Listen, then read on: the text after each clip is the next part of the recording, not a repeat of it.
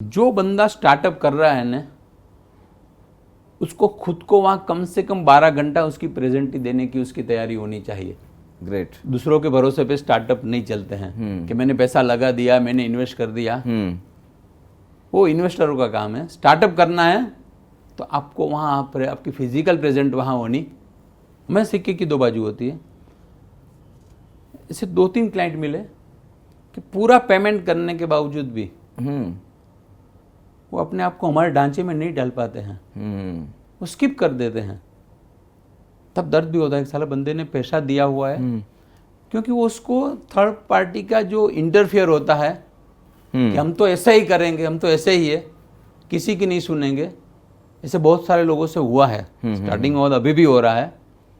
हम ट्राई करते हैं, उसको स्किप नहीं करते हैं, उसको 100 दिन तक 200 दिन तक। फिर एक टाइम आता है कि भाई ऐसी क्या लास्ट टिप आप दे सकते हैं कि जिससे सुनने वाले दर्शकों को लगेगा कि ये पॉडकास्ट एंड तक देखने में हमारा कुछ फायदा हुआ है? सबसे पहले दिल की सुनना शुरू कर दो। क्या बात है।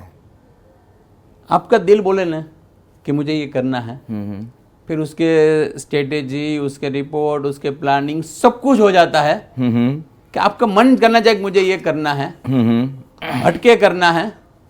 और लास्ट जो भी करो, इतना याद रखना है कि आपसे जो ग्रास रूट के लेवल के लोग हैं ना, उसको कभी दर्द महसूस नहीं होना चाहिए। इमोशनली, फाइनेंशियली उसको दर्द नहीं होना चाहिए।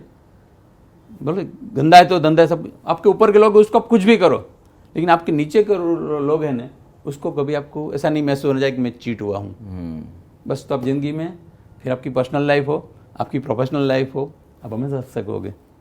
नमस्कार, मैं आपका दोस्त हितचिंतक brand bond Nilesh B positive coffee with brand bond इस पॉडकास्ट में आपका सहर्ष स्वागत करता हूं। Coffee with brand bond, express yourself, inspire others, get noticed, be a brand. शून्य से सर्जन करना और दूसरे भी शून्य से सर्जन कैसे करें, इसकी स्ट्रेटेजी बना के देने वाले भारत के number 1 business strategy and coach Jignesh Dave ji आज हमारे साथ में है। जिग्नेश जी, आपका कॉफी विद ब्रांड बॉन्ड में नमस्कार सहर्ष स्वागत है। नमस्कार। मैं आपको पहला सवाल पूछने जा रहा हूं कि आपके नाम के आगे the man with mission, passion and motivation आप लिखते हैं। उन पर थोड़ा हमारे दर्शक को बताइए कि ये भी क्या कुछ स्ट्रेटेजी है? Yes sir. हम कहते हैं द एक पर्टिकुलर जो एक ही होता है उसके आगे लगता है, तो हम अपने आप को एक्स्ट्रा ऑर्डिनरी मानते, इसलिए द लिखते हैं। Man with mission, passion and motivation. मेरा मिशन क्लियर था, क्लियर है कि मुझे क्या करना है और क्या नहीं करना है। एक जो भी मैं कर रहा हूँ एकदम पैशन से कर रहा हूँ और लोगों को मोटिवेट कर रहा हूँ, इसलिए मैं लिख रहा हूँ the man with mission, passion and motivation. क्या बात है। इसके बारे में और भी हम जानेंगे, लेकिन मैंने आपके बारे में सुना था कि आपका जो बचपन है वो बहुत संघर्ष में रहा है। क्या आप कुछ विस्तार से हमें बता सकते हैं? Yes sir. मेरा नेटिव प्लेस था गुजरात की जामनगर पर छोटा सा डिचड़ा गांव। एकदम गरीब ब्राह्मण परिवार से हम थे। 2 भाई 2 बहनें। पापा का छोटा प्रिंटिंग प्रेस। गांव में कुछ भी बेसिक सुविधा नहीं, कोई इंफ्रास्ट्रक्चर नहीं। इसके बीच में हम लोग पढ़ाई किया और पारिवारिक संघर्ष, पारिवारिक झगड़े, फैमिली झगड़े, उसके बीच में मैंने मेरा प्राइमरी एजुकेशन वही गांव में पूरा किया। और फिर मुझे हाई स्कूल एजुकेशन के लिए मुझे जाना पड़ा शहर। 8-10 किलोमीटर दूर जाना पड़ रहा था। वो भी वहाँ कुछ सुविधा नहीं था, हमें डेली 7 से 8 किलोमीटर चल के जाना पड़ता था, तब अपनी स्कूल की पढ़ाई हम कर पाते थे। ओके, सो बहुत ही संघर्ष आपने किया है। एक छोटे से गांव से शहर में पढ़ाई और करियर बनाने के लिए आना, मुश्किलों का सामना करना और अव्वल बनना, यस, ये पूरी यात्रा जो आपकी संघर्ष भरी है, और थोड़ा विस्तार से बता सकते हैं? यस। पहला संघर्ष तो वहाँ से शुरू हुआ कि हम जब गांव से शहर आए तो हो रहा था कि जो शहर के बच्चे और हमारे बीच में नॉट ओनली फाइनेंशियली डिफरेंस तो था ही, हमारी बोलचाल, हमारी हालचाल, हमारे टिफिन के डब्बे, हमारे कपड़े, सब में डिफरेंस था। वो लोग कहीं ना कहीं हमको अपने आप से नीचा समझते थे और वहां से हमारी संघर्ष शुरू होती है कि हमको खाने के लिए अलग बिठाना, स्कूल में अलग बेंच पे बिठाना, वहाँ से हमारा संघर्ष शुरू हुआ था कि आप अलग हो। जैसे पुराने जब आदिवासी से कैसे आते थे कि वो लोग हमको एक आदिवासी समझ रहे थे, गाँव में से आ रहे थे, और उसके बीच में अपनी टैलेंट दिखाना, पढ़ाई में अव्वल आना, फिर उन लोगों से आगे जाना, वहाँ से हमारी संघर्ष को हमने क्रॉस किया। तो ये अलग ही सोशल डिफरेंसेस हम लोग सुन रहे हैं आज। यस, कि गांव के लोगों को भी एक अलग ट्रीटमेंट दिया जाता है, और ये आपको ट्रीटमेंट मिला है और आपने वो सहा उसको है। हमने ब्रेक किया परफेक्ट। और हम उन लोगों से आगे निकले। ओके। यस, सो ये पूरा देखो सर, 5 साल से 20 साल तक आपके जीवन में बहुत सारे योगदान देने वाले लोग हैं। तो आप ऐसे किन लोगों की याद आपको आज आ रही है कि जिन्होंने आपके ऊपर कुछ प्रभाव डाला है, कुछ संस्कार किए हैं? कुछ बता सकते हैं नाम? यस, एक तो मेरे मम्मी पापा ही, मेरे बड़े पापा थे प्रभाशंकर दवे, बाल ब्रह्मचारी थे। उसका बोलचाल, रहनी सहनी उसमें से हमारा आया। और हमारी एथिक्स, वैल्यू, संस्कार बोले तो हमारे गुरुजी विमलाताई ठक्कर, ओके, वहाँ से हमें मिले। आज हम जो भी सीखे हैं उनकी बदौलत है। बाकी मेरे टीचर थे, धीरूभाई थे, ज्योत्सनाबेन थे, नम्रताबेन थे, उनमें से अरविंदाबेन थे, बहुत सारी चीज़ें हम उसमें से सीखे। लेकिन सबसे बड़ा योगदान मेरे बड़े पापा का, प्रभाशंकर दवे का। ये तो आपका 20 साल तक का जर्नी है, लेकिन अभी बहुत सारा जर्नी हमें सुनना है। यस, तो जैसे कि आपने कहा कि आप गुजरात के एक छोटे ढिचड़ा गांव से महाराष्ट्र के मैनचेस्टर भिवंडी में आए, तो ये पूरा आपके जीवन में एक टर्निंग पॉइंट था। तो ये एग्जैक्टली क्या टर्निंग पॉइंट है कि जो आप बता रहे हैं कि ये टर्निंग पॉइंट है? यस, जब मैं गांव में मैंने कॉमर्स और लॉ ग्रेजुएट पूरा किया जामनगर सिटी में, एक अच्छा बिजनेस मॉडल स्टार्ट करने की कोशिश की। जब तब लोगों को स्टार्टअप वर्ड भी नहीं मालूम था। ओके। और वहाँ से हम फेल हुए।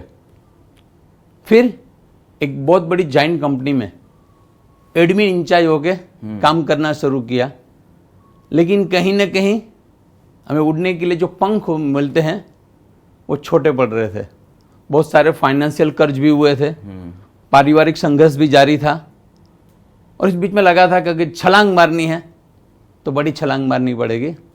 और ये बड़ी छलांग मार के जामनगर के ढिचड़ा गांव से महाराष्ट्र के मैनचेस्टर भिवंडी में पैर रख दिया। गुड। तो ये आप भिवंडी में तो आ गए, आज भी आप भिवंडी में ही हैं, और आपको ऐसा लगता है कि भिवंडी से बहुत सारा प्यार है। यस। तो ये भिवंडी के जो प्रारंभिक दिन है और आज तक, क्या भिवंडी से भी कुछ संघर्ष हुआ आपका? यस, संघर्ष तो पीछा ही नहीं छोड़ रहा था ना।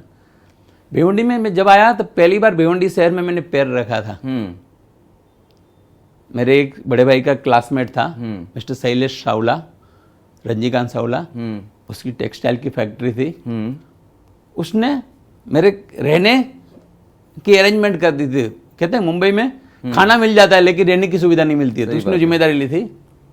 और उसने पूरा बैक सपोर्ट दिया था कि तेरे को जो करना है, हमारी फ्रीडम तुम्हारे लिए है। लेकिन संघर्ष शुरू हुआ कि लैंग्वेज का संघर्ष, जैसे वहाँ गांव से शहर का हुआ था, वो एक स्टेट से दूसरे स्टेट का हुआ। गुजरात में, महाराष्ट्र में डेवलप माना जाता है, तो वहाँ संघर्ष शुरू हुआ।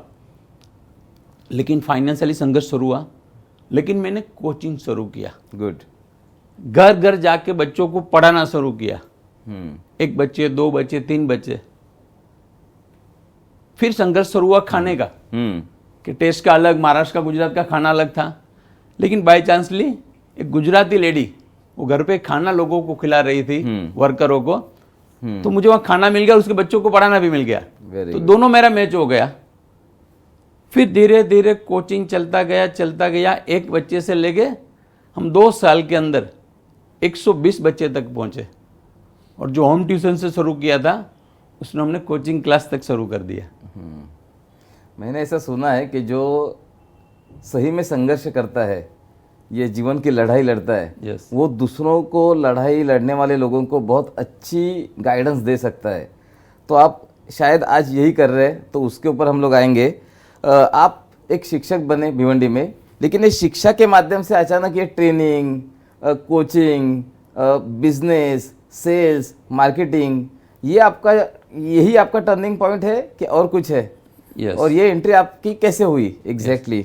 99 से मैंने भिवंडी में कोचिंग शुरू किया। 2007 तक एकदम स्मूथली चलता रहा, 8 साल तक। फिर जैसे बोला कि हर समय पे पंख छोटे पड़ने लगते हैं, ऐसा लगता है कि आकाश को आमना है। एक भिवंडी की कोचिंग की इनकम की लिमिट आ गई थी, भिवंडी सिटी की भी एक मर्यादा आ रही थी, बच्चे बड़े हो रहे थे, उसके हायर एजुकेशन की पढ़ाई चल रहा था, और रोटरी के माध्यम से एक शिव खेरा का प्रोग्राम अटेंड करने का मौका मिला 2007 में। और अंदर के जो गांव छोड़ा, तब जब सपने अंदर से दबे हुए थे, उसको कहीं ना कहीं एक चिंगारी मिली। सही बात है। और उसके बाद पीछे मुड़ के नहीं था, कोचिंग चालू रहा। बिजनेस के लिए जहां सीखने को मिले, बिजनेस स्ट्रेटेजी, सेल्स के जितनी ट्रेनिंग मिले, पूरा यहाँ 99 से 2007 तक जितना कमाया वो ट्रेनिंग में, सेल्स की ट्रेनिंग में, मास्टर में, स्ट्रेटेजी में खर्च करना शुरू किया। और कहीं ना कहीं मिला कि हम जो कर रहे हैं उससे अभी छलांग मारने का एक बड़ा और मौका है। लेकिन रिस्क था कि यहाँ कोचिंग की इनकम फिक्स चल रही थी, वहाँ से अलग बड़ी छलांग मारने जाऊंगा कि आगे पीछे होगा तो पहले का जो भूतकाल का एक्सपीरियंस था वो रोक रहा था। इसीलिए हमने उसको पार्ट टाइम शुरू किया कि लोगों को पार्ट टाइम ट्रेनिंग दीजिए। जिस दिन फिर मैंने जो बड़े बड़े कोच थे उसको पूछा कि मैं कब बड़ी छलांग के लिए इसको मैं स्टैंड मोड पे रखूं या तो वाइंड अप करूं, तो उसने मुझे एक अच्छी सलाह दी थी कि जिस दिन नए बिजनेस की इनकम से तेरी इनकम 3 गुनी हो जाए बिजनेस कोचिंग से, तब इसको तू यहां से रोक सकता है या तो स्टैंड मोड पे ला सकता है। ओके। यानी कि पार्ट टाइम ट्रेनिंग व्यवसाय देते देते जिस दिन मेरी कोचिंग की इनकम 3 गुनी हुई, इस दिन मैंने कोचिंग के बिजनेस को ऑटो मोड पे ले गया मैं। क्या बात है। आज भी ऑटो मोड पे चल रहा है, लेकिन मैंने अपने आप को बिजनेस स्ट्रेटेजी और सेल्स को फुल टाइम में कन्वर्ट कर दिया। या वहीं से जन्म हुआ हमारे मल्टीपल बाय 3 वर्ड का। राइट। तो ये मल्टीपल बाय 3 के ऊपर मैं आने ही वाला हूँ, लेकिन बीच में आपने जिक्र किया रोटरी का। यस। तो क्या आज भी आप रोटरी में एक्टिव है? यस, मैं रोटरी के पास्ट प्रेसिडेंट रहा हूँ, रोटरी क्लब ऑफ भिवंडी के। Very good. डिस्ट्रिक्ट के अलग अलग कार्य से जुड़ा हुआ हूँ। कभी समय की मर्यादा आती है, लेकिन मैं रोटरी से जुड़ा हुआ हूँ। बहुत सारे रोटरी का सपोर्ट है, रोटरी का बिजनेस है, और ये लर्निंग प्लेटफॉर्म है, और रोटरी से ही मुझे मिला है कहीं ना कहीं। स्टार्टिंग का जो बिजनेस मिला वो भी रोटरी के माध्यम से मिला। यस। ओके। तो ये पूरा जो आपका जर्नी है यहाँ तक, रोटरी में भी आपने बहुत सारे अचीवमेंट्स की है, रोटरी ने भी आपको बहुत सिखाया। यस, 100%। वहाँ पे आपको बहुत सारे दोस्त मिले। तो हम लोग अभी आएंगे मल्टीपल बाय 3 पे। तो ये व्यवसाय विकास के लिए आपका एक शायद पैकेज है कुछ, मल्टीपल बाय 3, मैंने बहुत बार सुना है। सो ये एग्जैक्टली पैकेज क्या है, और क्या इससे सही में मल्टीपल बिजनेस का जो इनकम है वो अपना मल्टीपल होता है 3 गुना? Yes, not only 3 times, is a 5 times, 10 times, 11 times, 100 times। Very good. Is a type of different business. कौन सा बिजनेस है, सामने वाला कितना अपने आप को सरेंडर करता है, उसके ऊपर डिपेंड होता है। दिक्कत वहां से शुरू होती है। हम बोलते हैं कि जब हमारे साथ जुड़ना है तो आपको 100% सरेंडर करना है। परफेक्ट। वहां दिक्कत होती है कि एक आदमी का दूसरे व्यवसाय में जाना। हम पहले करते हैं कि लोगों से मिलते हैं, उसके बिजनेस को पहले समझते हैं, कभी तक उसने कहाँ कहाँ गलतियां की है, कहाँ कहाँ फायदे किए, कैसे पैसा कमाया है, कहाँ उसको रोक रहा है। उसके बाद बैठ के पूरा 3 दिन लेते हैं और फिर उसकी पूरी 3 साल की स्ट्रेटेजी बनाते हैं।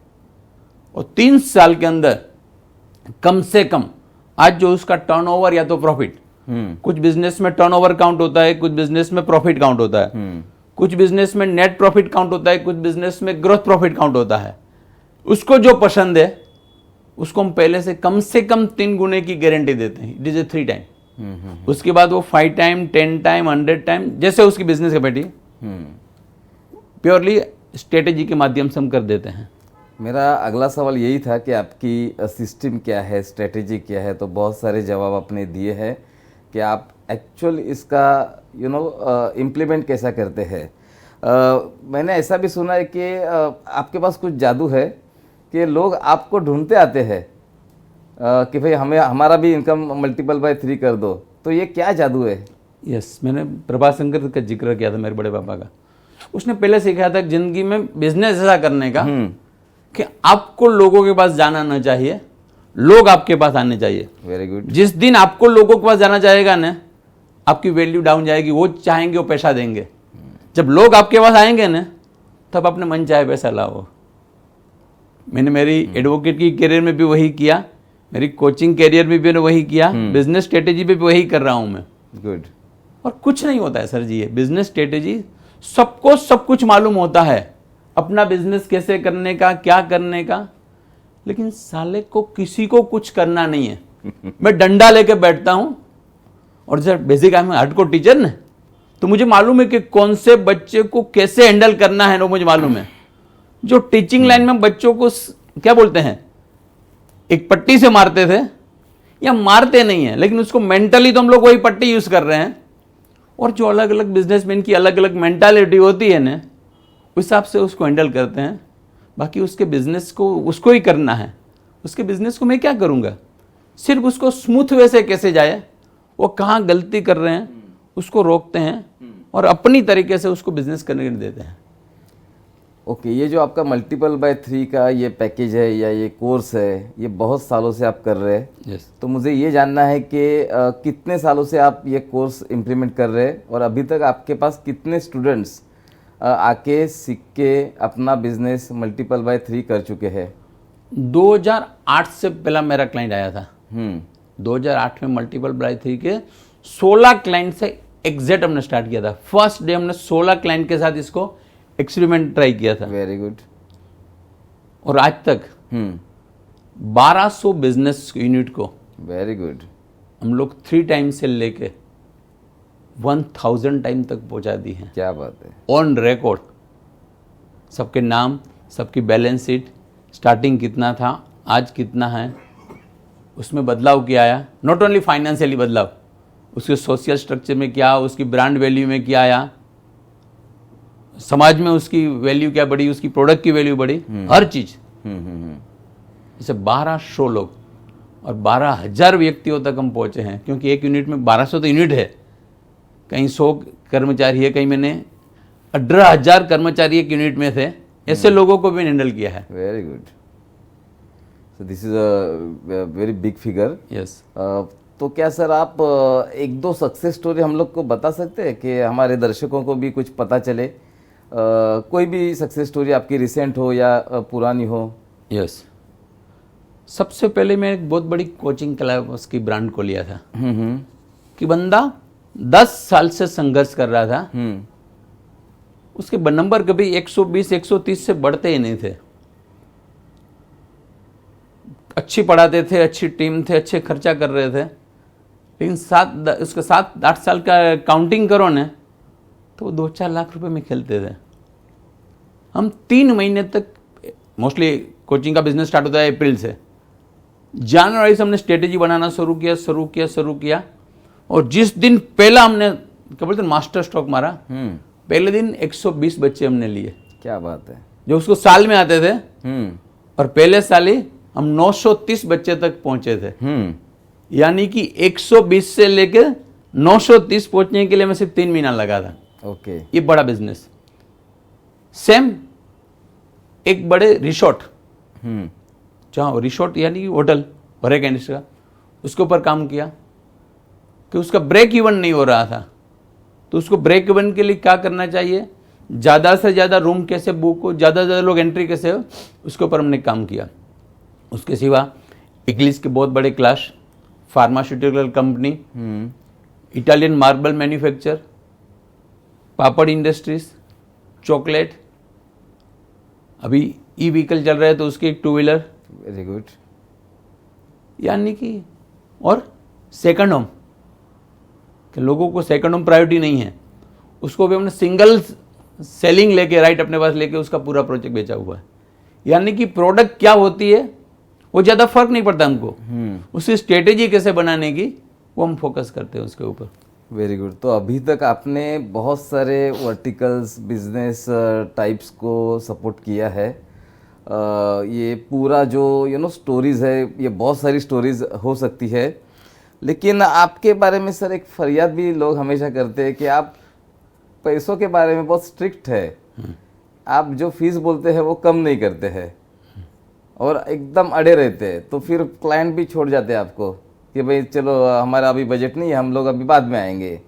तो ये क्या चीज़ है, आप क्यों इतने स्ट्रिक्ट हो? यस, था ना, समय हर चीज़ सिखाता है। 2007 से हमने जब शुरू किया था, लेकिन मेरा बिल्कुल उल्टा, मैं आपके टीचिंग लाइन में मेरा बिल्कुल अपोजिट मेरा मेंटालिटी थी। लोग बोलते थे सर आप क्या कर रहे हो, जो फीस देते हो वो ले लेते हो, जी लॉस भी करते हो, पढ़ाते हो। लेकिन वो एक अलग पर्पस था मेरा, अभी अलग पर्पस है।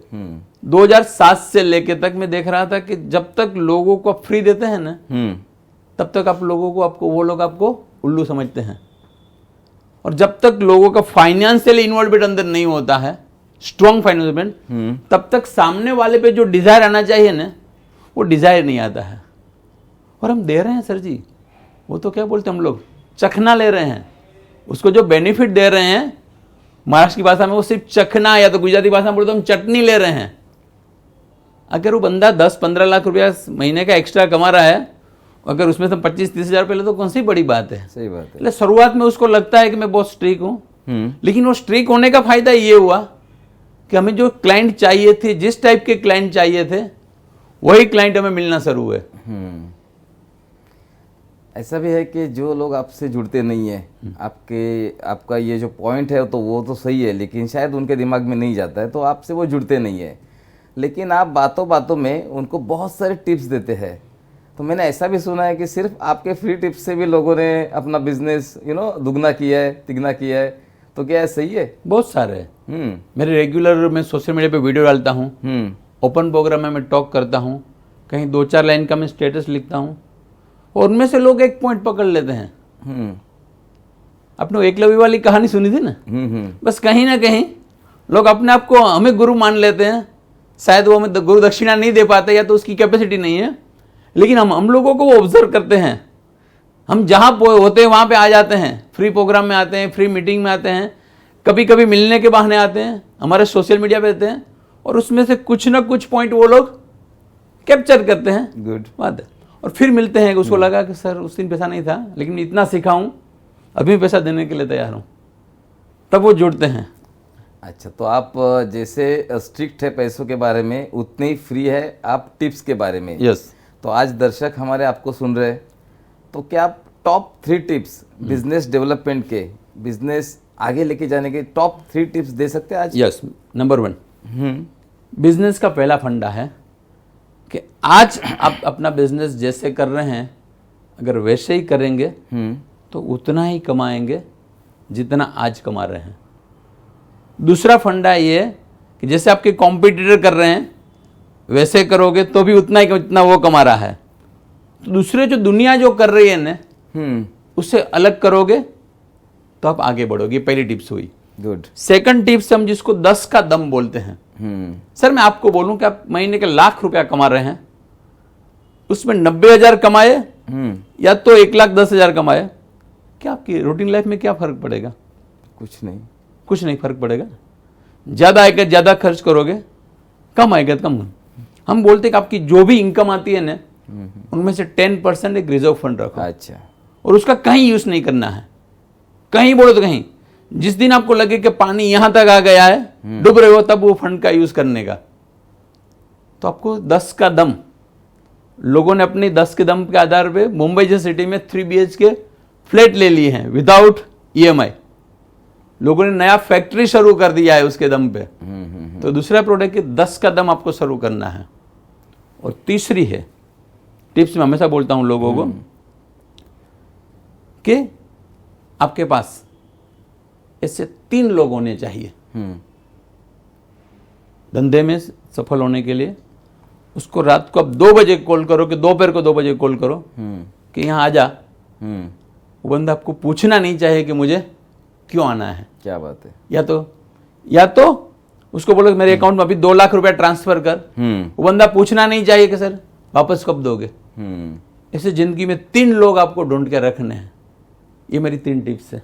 क्या बात है। दोस्तों अगर आप सुन रहे तो 10 का दम, ये पूरी टिप आपको बहुत विस्तार से जिग्नेश सर के पास से समझनी ज़रूरी है, क्योंकि इसमें बहुत दम है और आपको ज़िंदगी में कभी भी ये टिप अगर पूरा विस्तार से सुनते हैं तो बहुत काम में आएगी।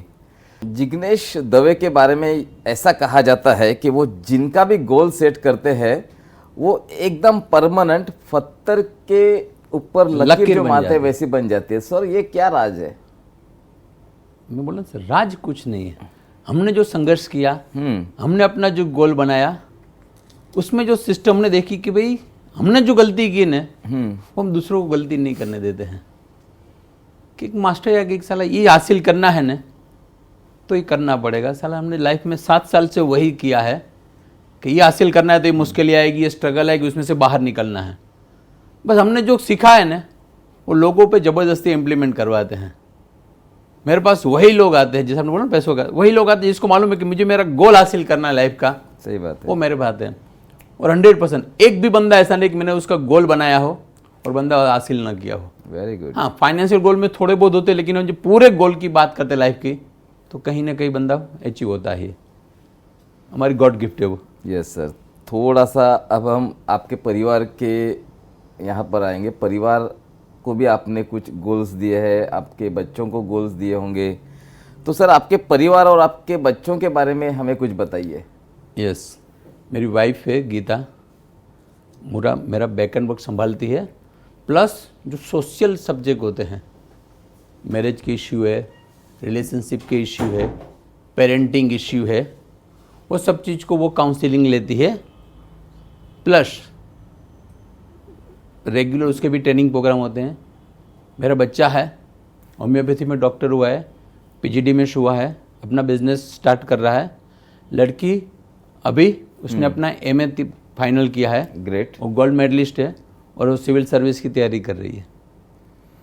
Very good sir. तो आपने जैसे आपके क्लाइंट्स को सक्सेस पाने में हेल्प की है, वैसे ही आपने आपके बच्चों को भी बहुत अच्छा Yes, सपोर्ट किया है। yes. और आपके दोनों बच्चे बहुत अच्छी तरह से एजुकेशन लेके आज सेटल हो चुके हैं।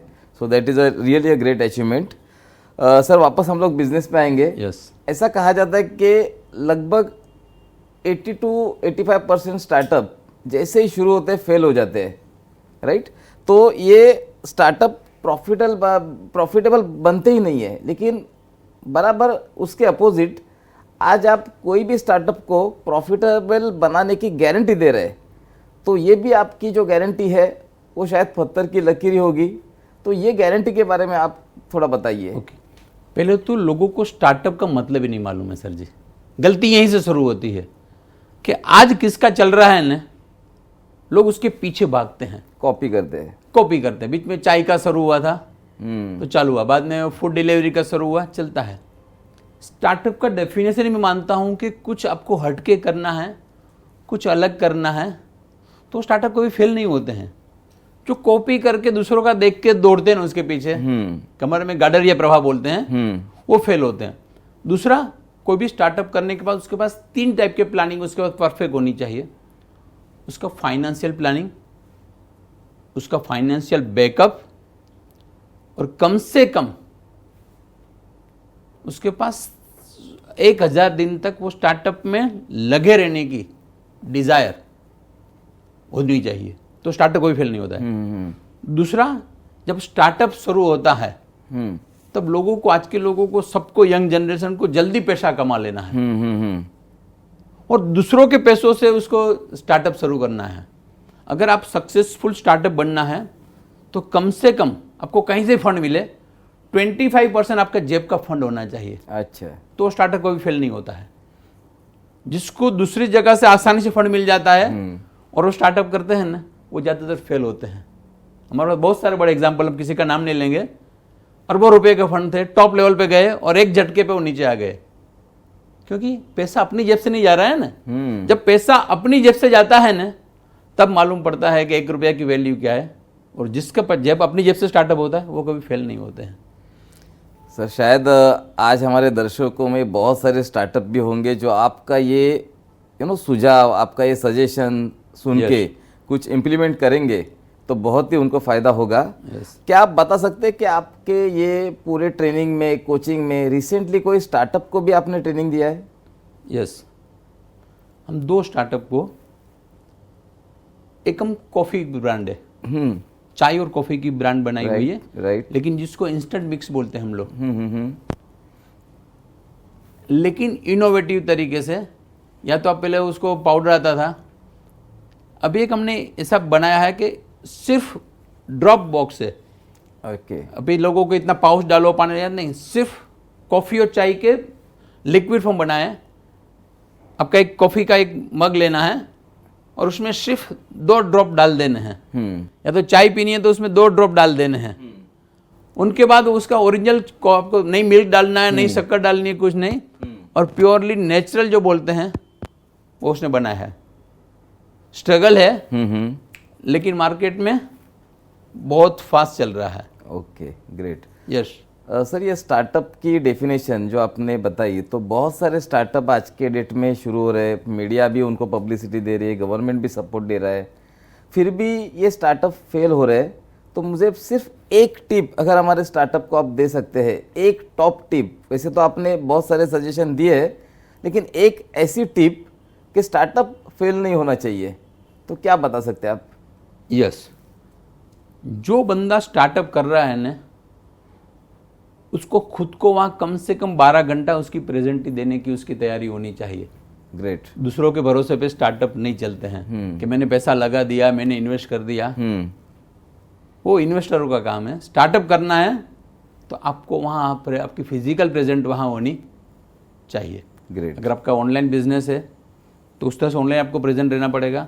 आपका मल्टीटास्किंग बिजनेस तो, लेकिन आपका 100% आपको कम से कम 12 घंटा वहाँ देना है, तो स्टार्टअप कभी फेल नहीं होगा। ग्रेट। सर, आपके 5 साल से 20 साल तक का बचपन हम लोग ने सुना, बाद में आपने जो भी एजुकेशन सेक्टर में बहुत अच्छा काम किया वो भी हम लोग ने सुना।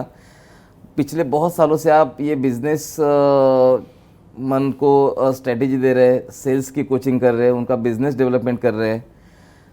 तो जिग्नेश सर, आप अगले 3 साल, 5 साल, 10 साल में खुद को कहाँ पे देख रहे हैं? सब सही में वो प्रभु पे छोड़ा हुआ है। मैं बहुत लंबा, जिसको बोलते हैं कि फाइनेंशियल प्लानिंग करो, इतना करो, सही में बोल दो वो एज खत्म हो गई। अभी वो वन प्रवेश में पल चुके हैं। अभी बहुत बड़ा ऐसा कोई फाइनेंशियली कैलकुलेशन करके नहीं बैठते हैं, लेकिन अभी जो मकसद है कि अगले 10 साल में कम से कम 10 स्टार्टअप को सक्सेसफुली खड़े करने हैं, इनोवेटिव स्टार्टअप को। ग्रेट। 100 बिजनेसमैन को आगे बढ़ाना है। यस, और अपनी बाकी की लाइफ को एकदम एंजॉय करनी है। Very good, very good. तो आपने देखो सर, ये आप आज प्रोफेशन करके कर रहे हैं, लेकिन शायद मुझे ऐसा लग रहा है आज भी आप सोशल वर्क भी कर रहे हैं। बहुत सारे लोग स्टार्टअप्स को फ्री टिप्स दे रहे हैं। तो शायद आप अगले 3 साल में, 5 साल में, 10 साल में ये एक सोशल एंटरप्रेन्योरशिप जैसे आप लोगों को फ्री टिप्स देने की सोच सकते हैं।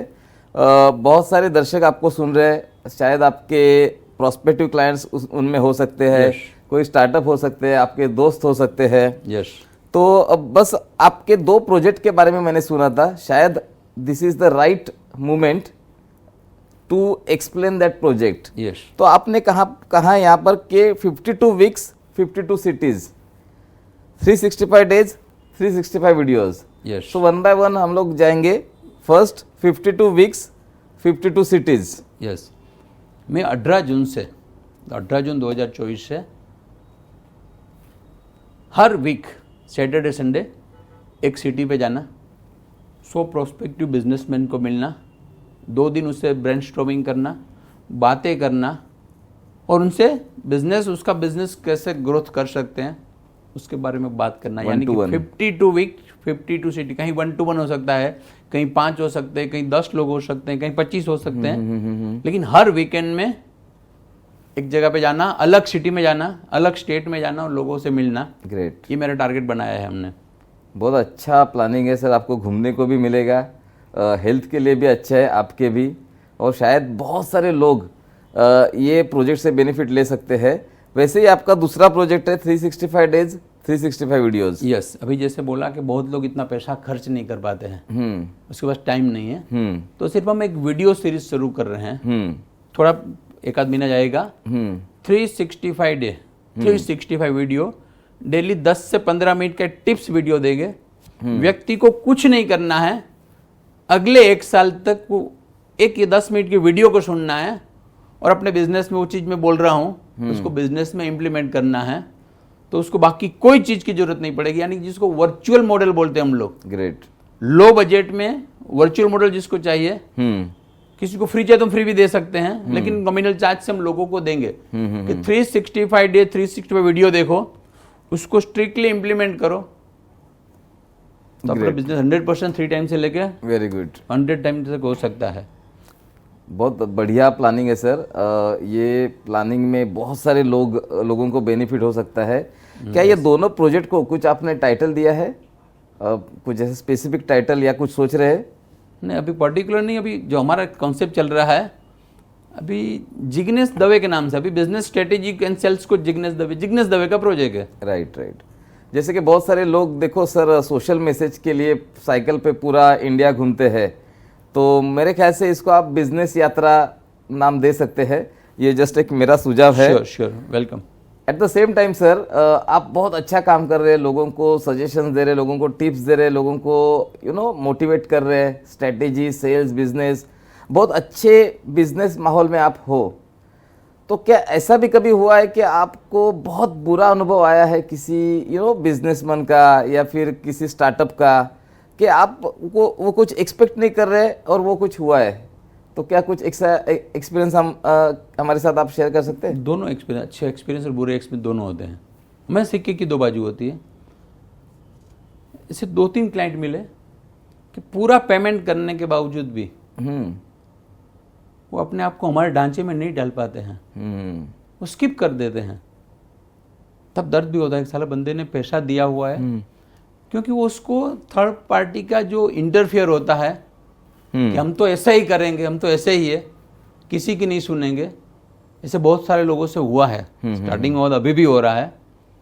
हम ट्राई करते हैं, उसको स्किप नहीं करते हैं, उसको 100 दिन तक 200 दिन तक, फिर एक टाइम आता है कि भाई हम उसको छोड़ना पड़ता है। तो ये एक एटीट्यूड होता है, यानी सुनना तो है, सीखना तो है, लेकिन सिखाना शुरू होता है तो सुनते नहीं है। तू मुझे क्या सिखाएगा? राइट। लेकिन पैसा भी देते हैं वो पैसा लोग। देते हैं। ओके। तो लेकिन पैसा वापस नहीं लेते? नहीं, पैसा तो वापस, तो हमारे में कहावत है कि शमशान से कभी लकड़ी वापस नहीं आती है। सही बात है। पैसा दिया तो वो दिया। अब शमशान में कहते हैं लकड़ी बचती है ना, तो अभी लास्ट में उसको जलाई डालने की होती है। ये वन वे होता है। राइट। लेकिन मैं दर्शकों को भी बोलना चाहूँगा, हमेशा बोलता हूँ कि मेरे से जुड़ने से पहले 1 बार नहीं 3 बार सोचिए। ये वन वे है। आप यहाँ आ सकते हैं, फिर वापस नहीं जा सकते हैं जब तक आपका गोल पूरा नहीं होता, आपका विजन पूरा नहीं होता है तब तक। राइट सर, बहुत अच्छी तरह से आप गाइडेंस दे रहे हैं। बहुत सालों का आपका एक्सपीरियंस है, बहुत सालों का आपका ज्ञान है। आज ये डिजिटल ज़माने में भी आप बहुत सारे नए नए पॉइंट्स सीख रहे हैं खुद और लोगों को सिखा रहे हैं। तो मैं जानना चाहता हूँ कि आप बिजनेस माहौल में हैं, तो बिजनेस वाले या फिर बिजनेस के बाहर आपके 5 रोल मॉडल हमें सुनने हैं। कोई भी 5 रोल मॉडल आप बता सकते हैं। पहला रोल मॉडल हमेशा एथिक्स और वैल्यू के लिए हमेशा बोलता हूँ विमला ताई। ओके। मैं छाती ठोक के बोल सकता हूँ सर कि मैंने ज़िंदगी में कभी किसी का 1 रुपया गलत तरीके, ऑन कैमरा बोल रहा हूँ, क्योंकि मेरे पे ब्लेम नहीं कर सकता कि मैंने उसका 1 रुपया भी गलत तरीके से उसका मैंने लिया हो। ये एथिक्स वैल्यू हमने विमला ताई ने हमें सिखाया है।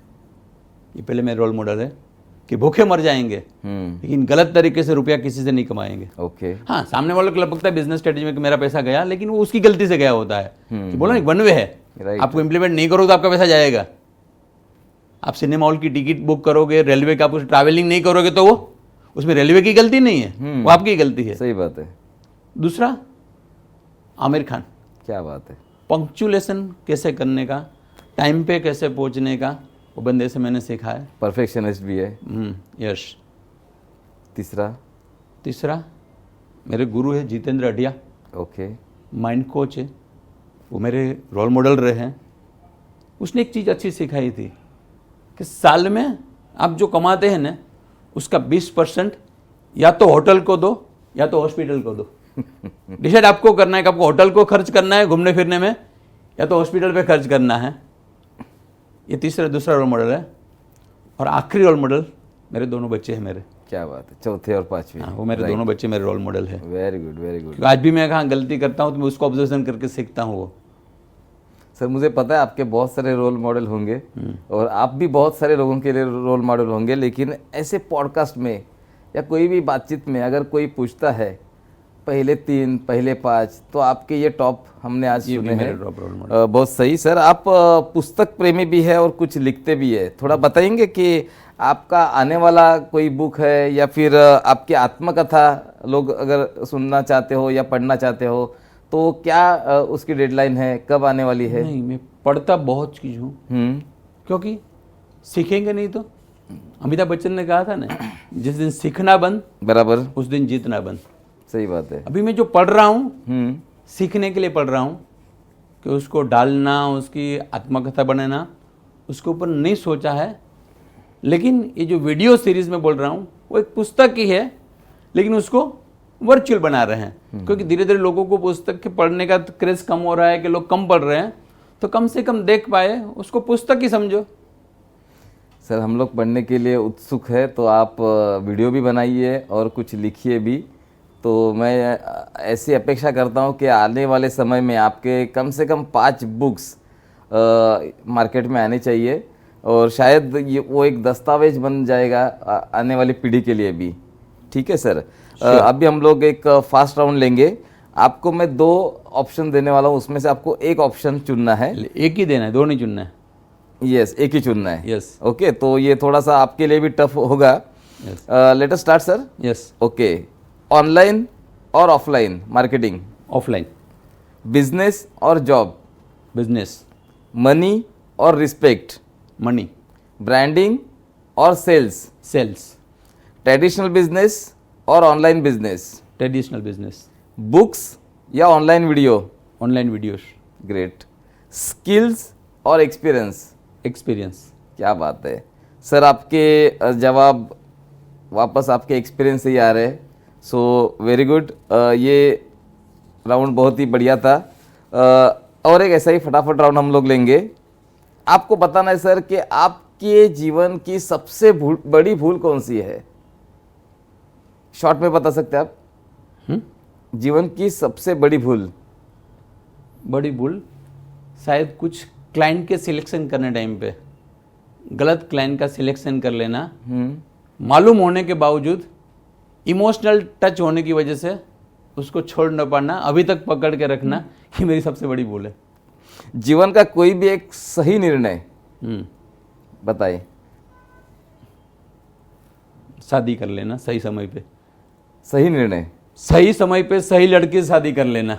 ठीक है, सब लोगों को वही बोल रहा हूं मैं, सही समय पे सही लड़की से शादी कर लेना हमेशा राइट डिसीजन होता है। बहुत सारे यहाँ पे लोग देख रहे होंगे उसको, कैंडिडेट बहुत सारे हैं। जिग्नेश दवे जी, आप शिक्षक कोच नहीं बनते तो क्या बनते? मैं स्टेज आर्टिस्ट होता। क्या बात है। आपके अगले जन्म पे मेरा तो विश्वास नहीं है, लेकिन मैं फिर भी पूछूंगा आपको कि अगले जन्म में आपको क्या बनना चाहोगे आप? मैं अगले 7 जन्म तक जिग्नेश दवे बन करना। क्या बात है, क्या बात है, क्या बात है।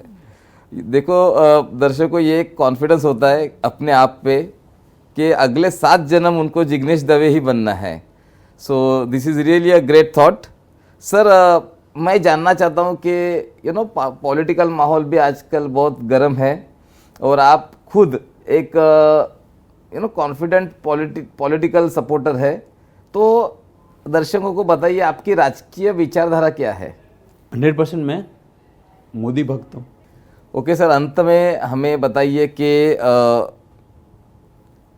ऐसी क्या लास्ट टिप आप दे सकते हैं कि जिससे सुनने वाले दर्शकों को लगेगा कि ये पॉडकास्ट एंड तक देखने में हमारा कुछ फ़ायदा हुआ है? तो 1 टिप दीजिए, 2 टिप दीजिए, 3 टिप दीजिए, आपके ऊपर है। लेकिन लोगों को, सुनने वालों को, फ्यूचर बिजनेसमैन लोगों को ये लगना चाहिए कि यार ये पॉडकास्ट में कुछ दम था। सबसे पहले दिल की सुनना शुरू कर दो। क्या बात है।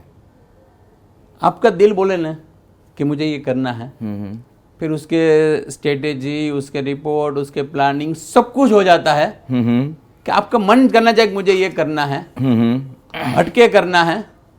और लास्ट जो भी करो, इतना याद रखना है कि आपसे जो ग्रास रूट के लेवल के लोग हैं ना, उसको कभी दर्द महसूस नहीं होना चाहिए। इमोशनली, फाइनेंशियली उसको दर्द नहीं होना चाहिए। बोले धंधा है तो धंधा है, सब आपके ऊपर के लोग उसको आप कुछ भी करो, लेकिन आपके नीचे के लोग हैं ना, उसको कभी आपको ऐसा नहीं महसूस होना चाहिए कि मैं चीट हुआ हूँ।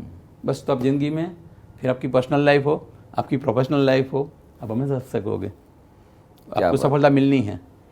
बहुत ज़बरदस्त टिप सर ने दी है। तो आज हम लोग बात कर रहे थे इंडिया के number 1 business strategy and sales coach Jignesh Dave ji के साथ। ये पॉडकास्ट आपको कैसे लगा है,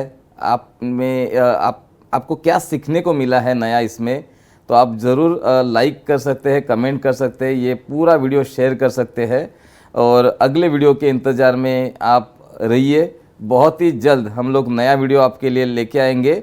सो से stay tune with coffee with brand bond. Express your self, inspire others. Thank you very much.